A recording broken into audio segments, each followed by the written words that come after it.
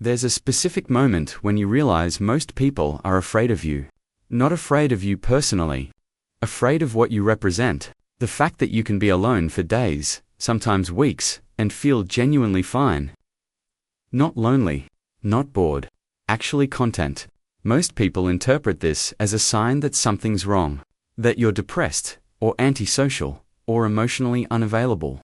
But that's not what's happening at all. The truth is that being comfortable alone isn't about the absence of connection.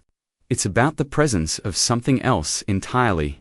It's about how your nervous system is wired, how your brain processes stimulation, and what your mind actually needs to feel okay. People think solitude means loneliness, but psychologically, they're almost opposites. Loneliness is a disconnection you don't want. Solitude is a disconnection you're choosing. And choosing it repeatedly means your brain has learned to generate its own sense of safety, its own sense of purpose, without constantly needing external validation or external presence. Some of this comes down to how sensitive your nervous system is to stimulation. Other people's energy, their presence, their needs, all of it, requires processing power.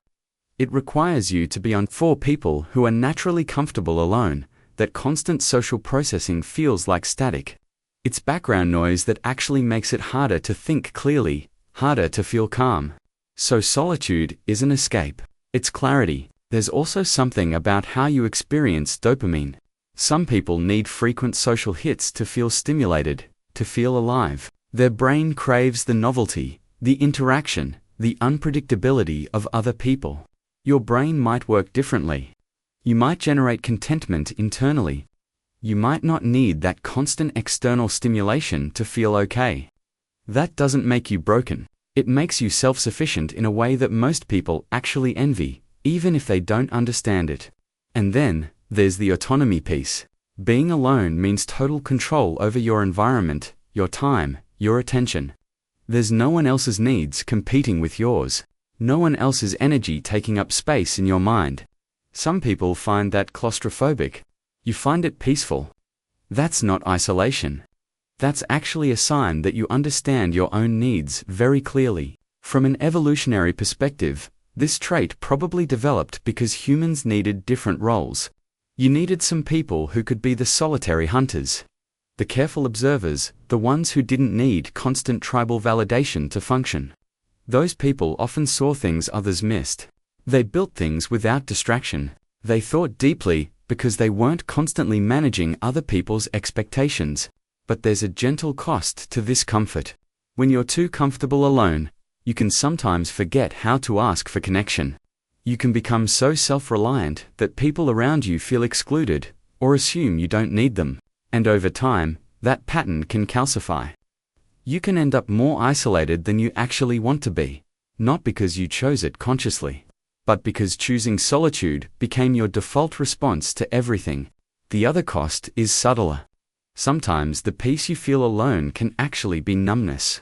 Sometimes what feels like contentment is actually avoidance. Sometimes what looks like independence is actually disconnection. And the only way to know the difference is to pay attention.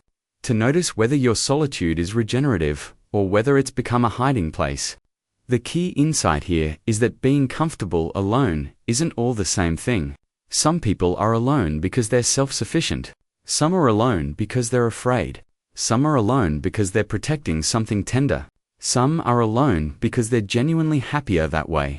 And some cycle between all of these reasons. The awareness that matters is knowing which one you are in any given moment. Because solitude can be a strength or a pattern. It can be necessary or it can be limiting. And the only person who actually knows is you. If you recognize this in yourself, the next thing worth understanding is what happens when you do decide to connect. Because people who are comfortable alone often have a completely different way of approaching intimacy and vulnerability. And that's where things get really interesting.